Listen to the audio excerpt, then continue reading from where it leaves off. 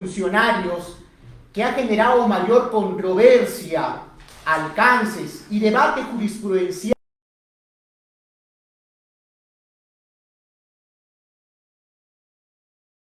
del dolo y del acuerdo colusorio es el delito de colusión.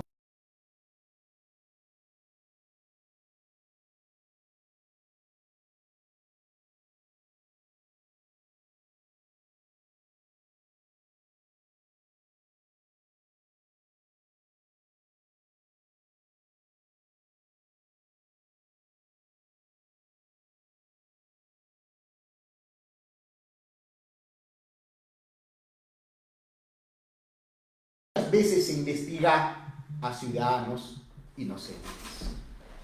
Por ello, el día de hoy hablaremos todo sobre el delito de colusión desleal, planteando un enfoque bastante sencillo para que nos puedan comprender aquellos que no son versados en materia jurídica. Dicho esto, doy inicio formal a la presente ponencia. Como sabemos, el delito de colusión desleal se encuentra regulado en el artículo 384 del Código Penal, que en su primer párrafo regula la colusión simple y en su segundo párrafo la colusión agravada. Así lo dice literalmente el Código Penal. Luego hablaremos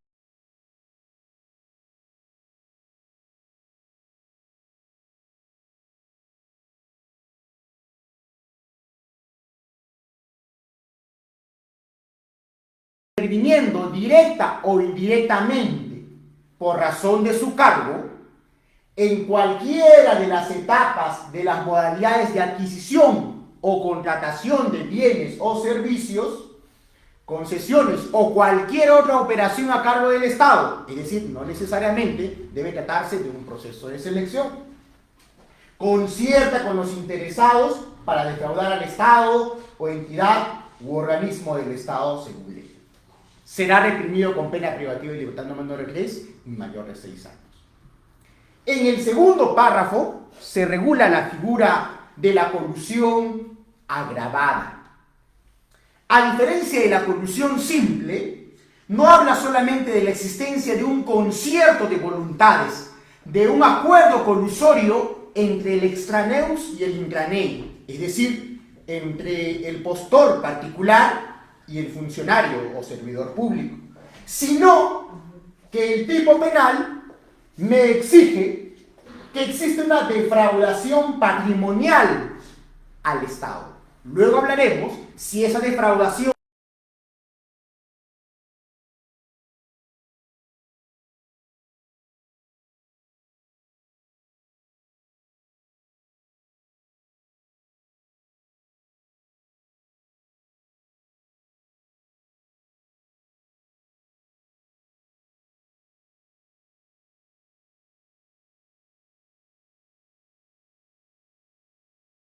que esta nomenclatura hoy es materia de debate en la Corte Suprema, porque muchos se preguntan si es correcto hablar de colusión agravada o es que en realidad la modalidad básica regulada en el primer párrafo del artículo 384 es en realidad un acto de conspiración colusoria.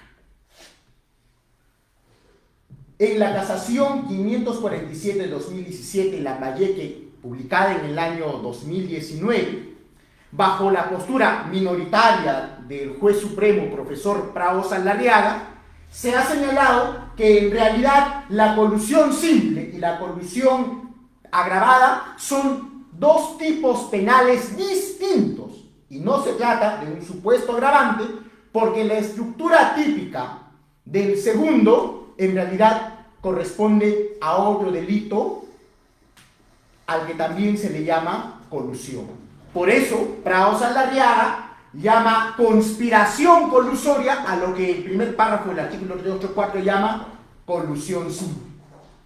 Y a lo que conocemos como colusión agravada, el segundo párrafo del artículo 384 lo llama colusión desleal. Pero bueno, esta es la postura jurisprudencial minoritaria. no nos enfrasquemos y ahondemos en discusiones respecto a la nomenclatura de los tipos penales. Vayamos un poco más, vayamos al fondo. ¿Qué es lo más importante en el delito de colusión? Acreditar la existencia del acuerdo colusorio. Pero muchos se preguntan, ¿y cómo acreditamos el acuerdo colusorio?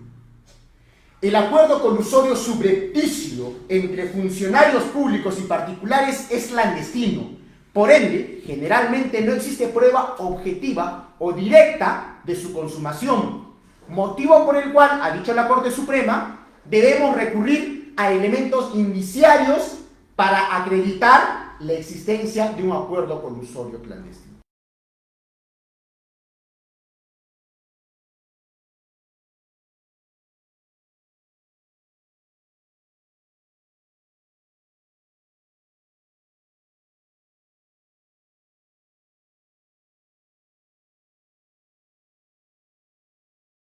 Defraudación patrimonial, por eso quiero comenzar citando el recurso de nulidad 1634 de 2018 ICA, que en un caso en el que se defraudó a la Municipalidad Distrital de Nazca con una carta fianza falsa, se fijó, la Corte Suprema fijó como criterio que no necesariamente la obra o el servicio prestado debe estar deteriorado o ser inexistente para que nos encontremos en un supuesto de defraudación patrimonial, colusión agravada. La obra puede estar bien construida, el puente puede estar muy bien edificado, pero si ha existido perjuicio patrimonial, sí existiría entonces el delito agravado, colusión desleal en su modalidad agravada. Como sabemos, cultura general por conocimientos básicos de teoría del delito, todo tipo penal tiene elementos objetivos y subjetivos, como este delito. Elementos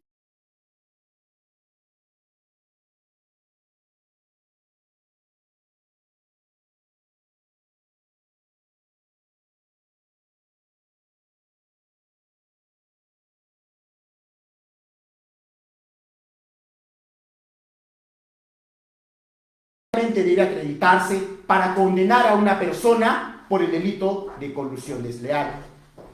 El primero de ellos es la existencia de un acuerdo clandestino entre funcionarios y proveedores, entre intraney y extraney. En segundo lugar, debe acreditarse la existencia de un acuerdo colusorio en el marco de las distintas formas contractuales de contratación o adquisición. Y por último, debe acreditarse la existencia de un perjuicio a dos bienes jurídicos tutelados. En este precedente jurisprudencial, superando la postura del profesor Salinas Sircha, Fidel Rojas Vargas, señalan que existe un segundo bien jurídico tutelado más, aparte del recto funcionamiento de la administración pública, como es asegurar la imagen institucional, considerándose como sujetos activos de este a los funcionarios o servidores públicos. Elementos normativos del tipo penal de colusión que deberá acreditarse para emitir condena. Otro aspecto controversial que el día de hoy quiero relevar como aporte en este webinar es la existencia o no de una necesidad de acreditar un codominio del hecho entre el extraneus y el intraneus, entre los funcionarios públicos y los particulares. Algunos dirán, un momentito, pero no se supone que la teoría de la infracción del deber es la que se aplica a los delitos contra la administración pública. Por supuesto, eso no se diferencia. Lo que ha dicho la Corte Suprema en el recurso de nulidad 005-2015 Junín, en el caso en el cual se ha procesado por colusión a un ingeniero supervisor que por vía contrato de locación de servicios fue contratado de forma direccional. Se procesó a este ingeniero supervisor y la Corte Suprema, revocando las condenas inicialmente impuestas, sostuvo que no basta que la Fiscalía acredite un incumplimiento normativo de los supuestos para la contratación de este personal para que se condene por colusión.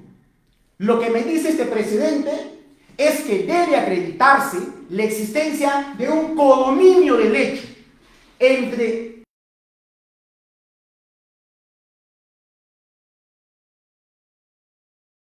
este precedente jurisprudencial va un poco más adelante cuando habla de la bilateralidad de este delito, porque como sabemos, el delito de colusión desleal, a diferencia del delito de negociación incompatible, que es un delito unilateral, es un delito de encuentro, un delito donde debe existir un acuerdo colusorio.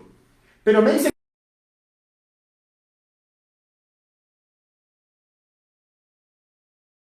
la participación de alguno de los dos agentes o partes no se hubiera configurado la colusión. Circunstancia importante que debemos tener en cuenta.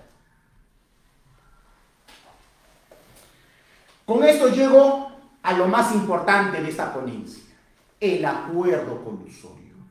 Muchos profesionales del derecho también se preguntan, ¿y cómo acreditamos el acuerdo colusorio? ¿O cómo cuestionamos la imputación fáctica y jurídica de la Fiscalía y los requerimientos en los que nos atribuyen la existencia de un acuerdo colusorio? Ya la Corte Suprema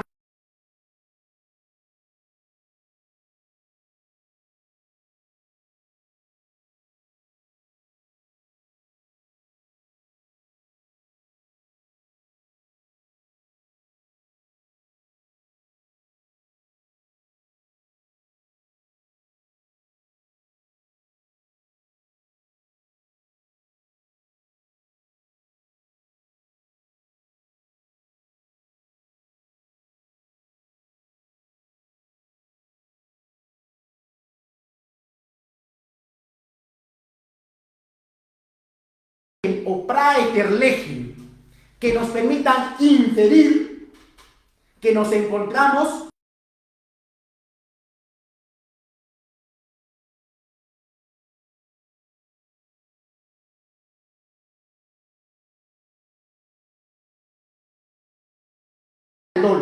donde no basta la intención del funcionario público de favorecer a un contratista con el que se ha coludido, sino que además deben existir otras intenciones de favorecerlo para que finalmente se le adjudique la buena pro o favorece en alguna etapa del proceso de contratación. En síntesis, lo que ha dicho la Suprema es lo siguiente. Leamos. La concertación ante la ausencia de prueba directa, testigos presenciales o documentos que consignen la existencia de reuniones, contactos y acuerdos indebidos, se puede establecer mediante prueba indirecta o indiciable. Por ejemplo, hace tres distinciones la Corte Suprema en este precedente para acreditar el acuerdo colusorio. En primer lugar, dice, si el procedimiento de contratación pública fue irregular en sus aspectos fundamentales o más relevantes, verbigracia, por ejemplo, dice lo siguiente: la existencia de una celeridad inusitada en un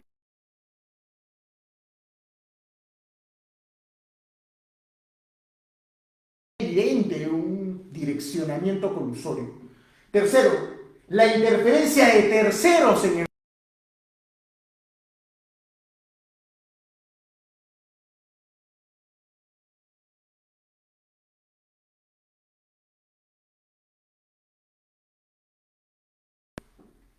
sin la existencia de cuadros comparativos.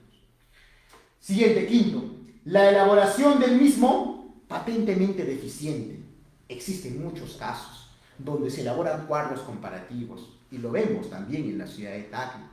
Cotizadores salen, le entregan los formularios de cotización al mismo proveedor, a la misma ferretería, a la misma librería, y este mismo lo llena o coloca el nombre de un amigo de la librería y le sube un poco el precio. Ojo, ese acto es un indicio grave para que en su momento se acredite el delito de colusión desleal.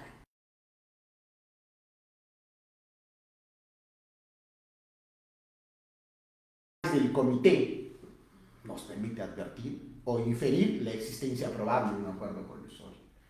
La existencia de subsanaciones o regularizaciones ulteriores en la elaboración de documentaciones.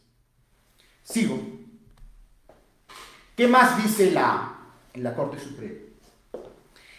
Si la convocatoria a los participantes fue, por ejemplo, discriminatoria y con falta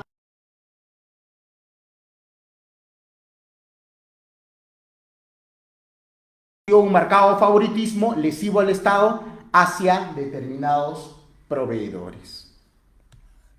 Por otra parte, me dice, si los precios ofertados y aceptados fueron sobrevalorados, por ejemplo, o si los bienes o servicios ofrecidos o aceptados no se corresponden con las exigencias del servicio público o fundamentos de la adquisición.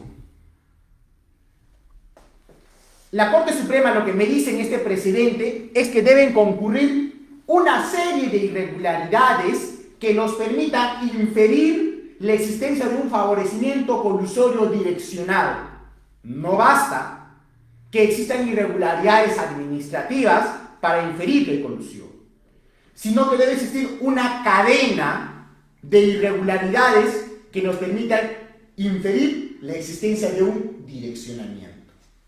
Entonces, si nos enfrentamos en este supuesto, lo que debemos hacer es desacreditar las imputaciones que se nos plantean para acreditar nuestra inocencia en caso usted sea indebidamente procesado. La Corte Suprema en el recurso de nulidad 2529-2017 Ancash, en el caso de la Municipalidad Distrital de Quinobamba, ahí en Ancash, también ha establecido que a través de la prueba indiciaria y una cadena de hechos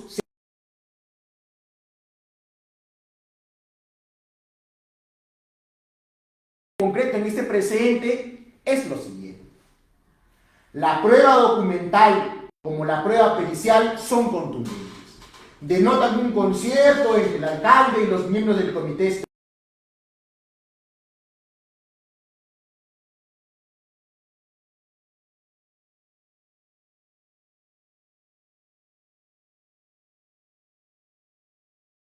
Irregularidades.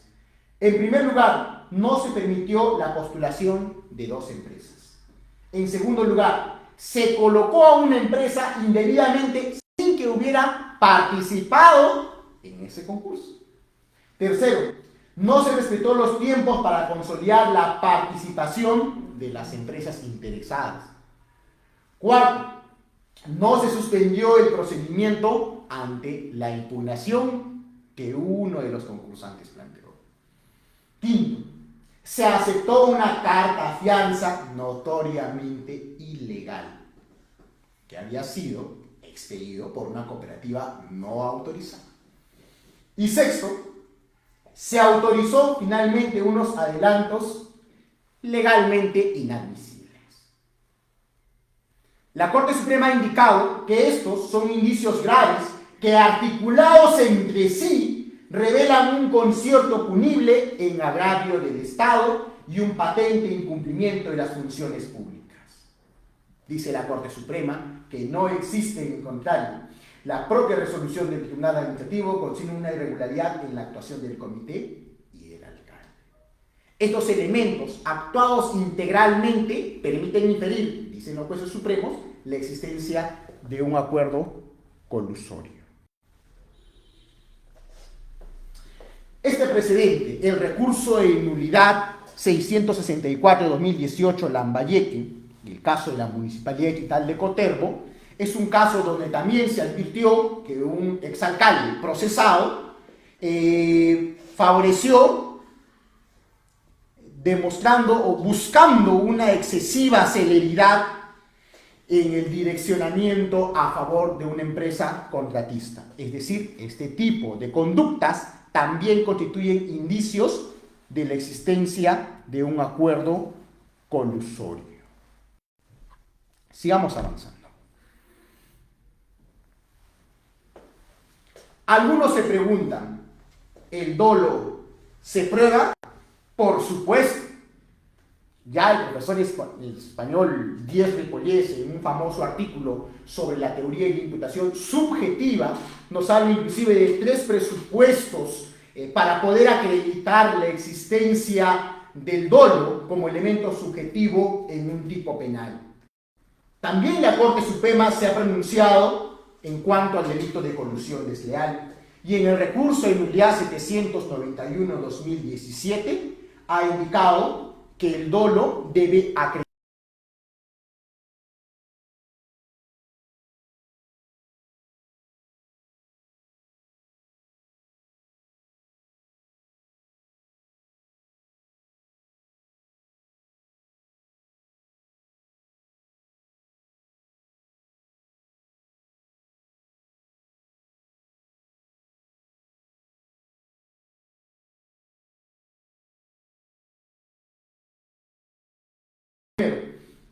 la necesidad de verificar la conformidad legal de las cartas fianzas de una cooperativa previo al pago correspondiente fue de conocimiento de los encausados, de los condenados, y que luego visaron el contrato con el consorcio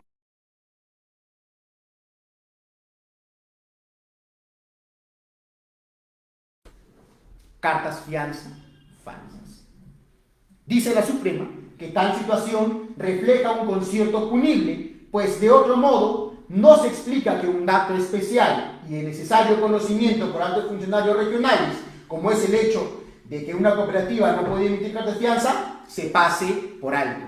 Tamaña irregularidad pasada por alto constituye un indicativo de un deseo de favorecimiento, nos dice la Corte Suprema. Indica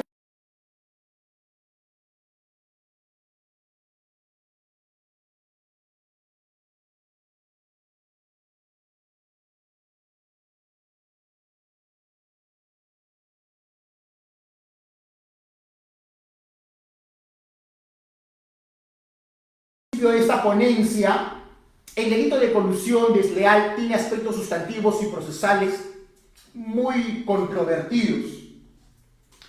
Uno de los aspectos más controvertidos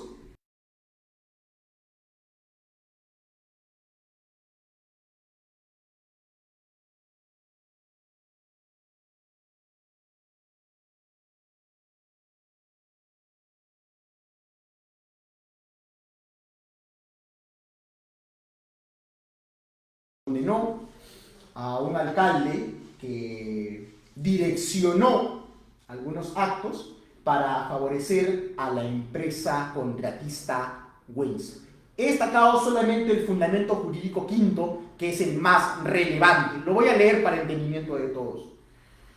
Por consiguiente, es claro que no pueden tener la calidad de autores porque les falta la estricta relación funcionarial para decidir la adjudicación de la empresa Wenza, por la que intercedieron indebidamente. Pero desde luego, según la conducta que llevaron a cabo para concretar el acto prohibido, tiene la calidad de instigadores. Ambos imputados ejercieron indebida y eficazmente su poder jerárquico y fijaron un marco fáctico de tal entidad que incrementaron de modo relevante la posibilidad finalmente concretada de que los inducidos adopten y ejecuten resolución delictiva a la que se les incitó. Más adelante dice: por ello es que los encausados Fernández, Paredes, Arévalo y Pacheco Rodríguez solo pueden tener la calidad de inductores, sin perjuicio de que la relación funcionarial específica, como ha quedado expuesto, la ostentaban los 5 primeros encausados. Es decir,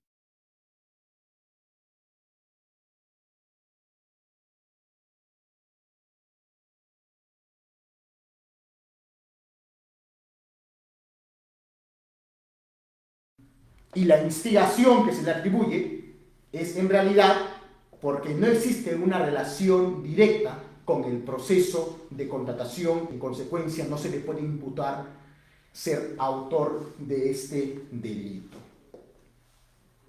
Otra pregunta es si el delito de colusión puede cometerse en modalidades omisivas, en comportamiento, a través de comportamientos omisivos. La respuesta es no.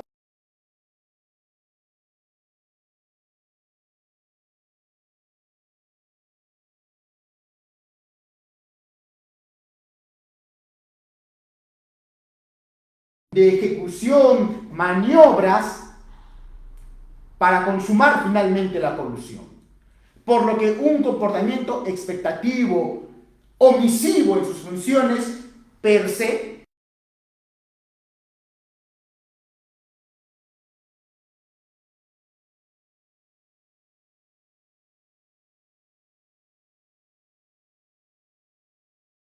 extraneus y condenarse a un intraneus por el delito de colusión? Depende del caso concreto. Pero en el caso concreto, la Corte Suprema lo que ha indicado en la revisión de sentencia 164/2011 de Ayacucho es que si se absuelve al extraneus, es decir, al particular, también debería absolverse al intraneus, al funcionario público, porque el delito de colusión requiere acreditar el codominio del hecho y la actuación conjunta, luego la existencia del acuerdo colusorio, entre ambos.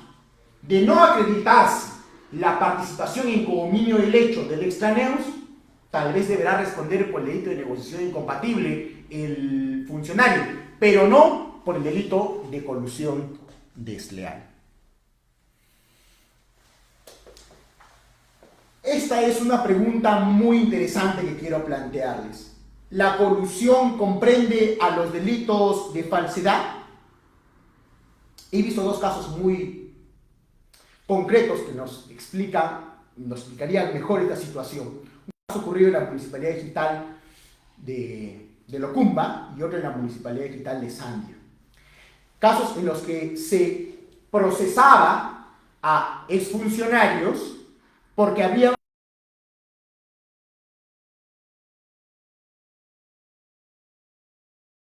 favorecer a un empresario contratista. La pregunta es, cuando el delito de colusorio en su camino implica la falsificación de documentos, deberían responder en concurso real tanto por el delito de falsificación de documentos como también por el delito de colusión desleal. La respuesta es no. Y así lo ha hecho también la Corte Suprema en el recurso de nulidad 2648/2016 del SAN. Permítanme explicarles un poco mejor eso. Vayamos un poco a la teoría del delito. La teoría del delito medio y del delito fin me dice que en el sistema finalista en el que vivimos solo debe reprimirse la finalidad última de la conducta. Y si la finalidad de aquel delincuente que busca cometer un delito es la meta, es coludirse, doy un ejemplo más sencillo, la finalidad de un delincuente que ingresa a una casa es ingresar a una casa para robar, en consecuencia, no debería responder por el delito medio, es decir, por el delito de violación de domicilio, porque para ingresar a robar una casa, el delincuente debe trepar muros, violar el domicilio, sustraer el bien. Bajo los postulados de la teoría del delito medio, delito fin, si el funcionario público debió de haber falsificado documentos, firmas, por ejemplo, en cotizaciones, para demostrar el favorecimiento en el acto colusorio, entonces, siendo la finalidad del acto de falsificación favorecer la colusión, nos encontraríamos en un supuesto de delito medio, delito fin. En consecuencia, como dijo muy bien la Corte Suprema en el recurso de nulidad 2648/2016 del SANTA, debería absolverse ese ciudadano por el delito de falsificación de documentos y solo emitirse condena por el delito de colusión. Y finalmente, con este precedente concluyo lo que había indicado al inicio.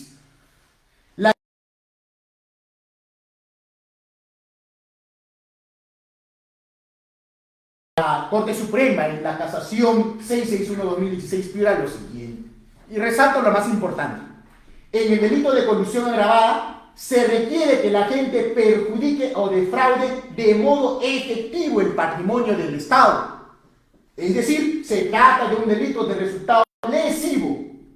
¿Qué significa esto? Que en el supuesto delictivo de la colusión agravada no basta una defraudación patrimonial potencial, sino que debe existir una defraudación patrimonial efectiva a los bienes al erario del Estado. Amigos, el tiempo ha quedado muy corto, hay mucho que hablar sobre el delito de colusión desleal. La jurisprudencia y las posturas jurisprudenciales, tanto en aspectos sustantivos como procesales, va variando en el tiempo, así que yo espero que en una nueva oportunidad nos podamos volver a reunir para que podamos hablar sobre los delitos de corrupción de funcionarios, así como estamos hablando hoy del delito de colusión desleal. Muchas gracias.